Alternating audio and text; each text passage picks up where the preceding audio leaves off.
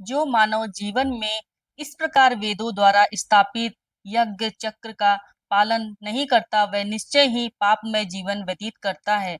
ऐसे व्यक्ति केवल इंद्रियों की संतुष्टि के लिए व्यर्थ ही जीवित रहता है। बोले जो कोयल बागों में है। हेलो।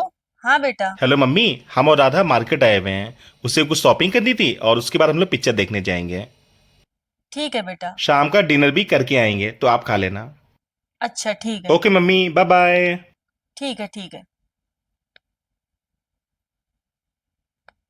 मैडम को शॉपिंग करवाओ, पिक्चर भी दिखाओ बेटा। जोरू का गुलाम। बताओ, कह दिया कि डिनर करके मम्मी बाहर से आएंगे। इसी दिन के लिए तो शादी की थी हमने। अब हम घर में बनाए खाएं। पता है कि मम्मी के हाथ पैर नहीं चलते हैं।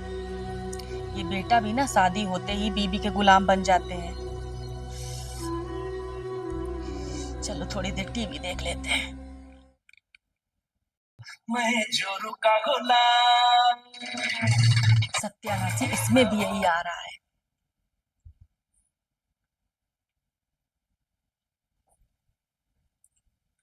अरे सरला, आज तुम कैसे?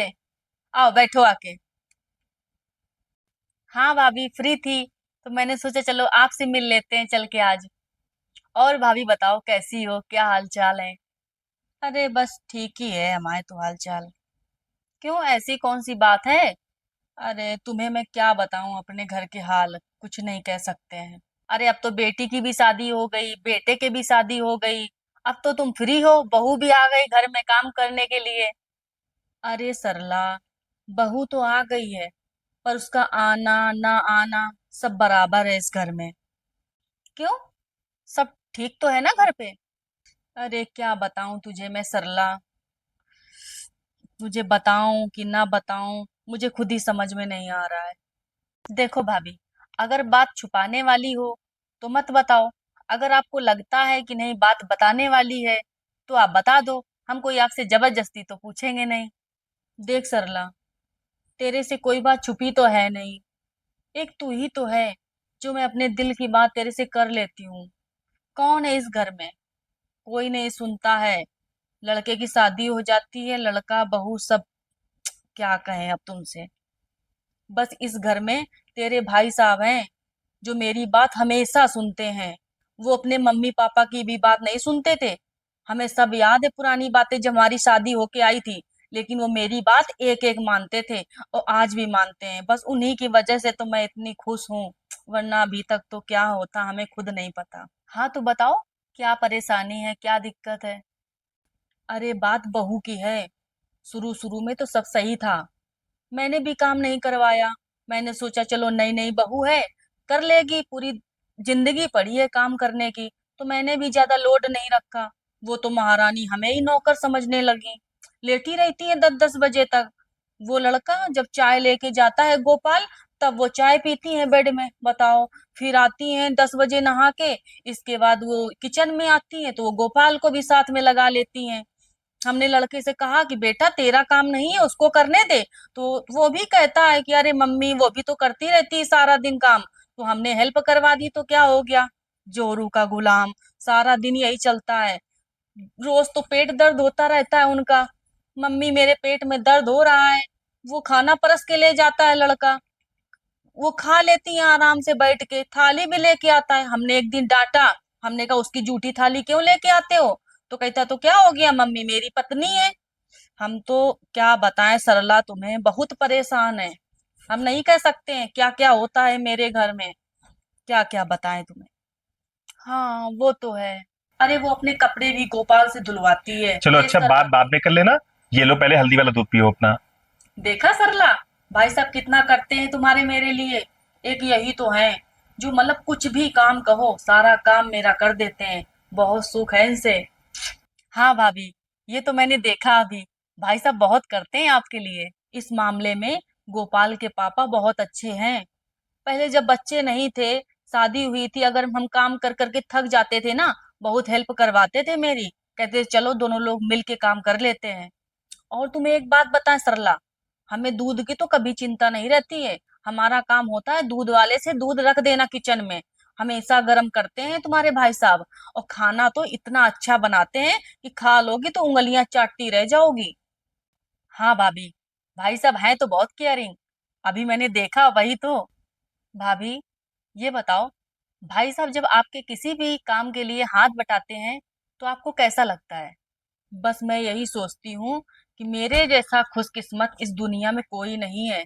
बस मैं यही चाहती हूँ कि हर जन्म में मुझे यही पति मिले। भाभी, बुरा न मानो तो एक बात कहें। जब भाई साहब आपका हाथ बटाते हैं किसी काम में तो आप कहती हो कि मैं बहुत खुशकिस्मत हूँ।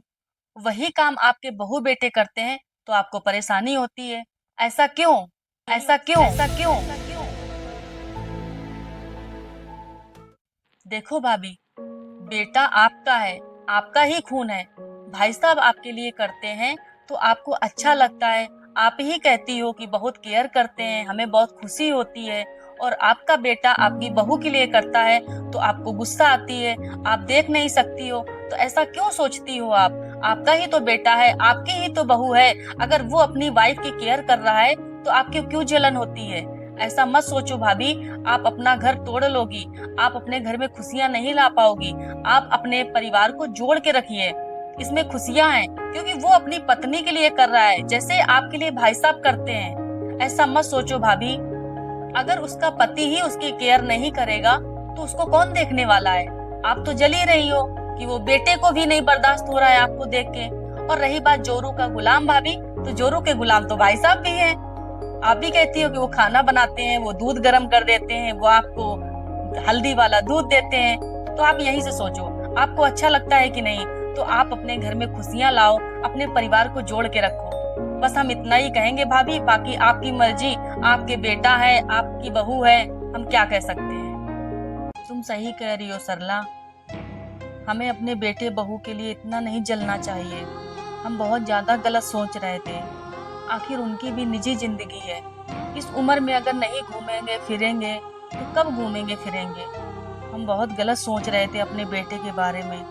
मेरा पति अगर मेरे लिए करता है तो हमें खुशी होती है, वही मेरा बेटा अगर बहू के लिए कर रहा है तो हम बहुत गलत सोच रहे थे। सरला, तुमने मेरी आंखें खोल दी। जोरू का गुलाम कहना हो तो कह देना, मैं तो उसे अपने सर पर बैठा के रखूंगा।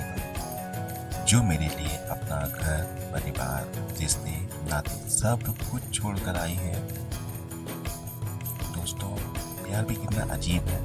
माँ से हो तो पूजा, पिता से हो तो इज्जत, भाई से हो तो विश्वास और बहन से हो तो फर्ज। कैसी विडंबना है दोस्तों। यही प्यार जब पत्नी से हो जाए तो सभी कहने लगते हैं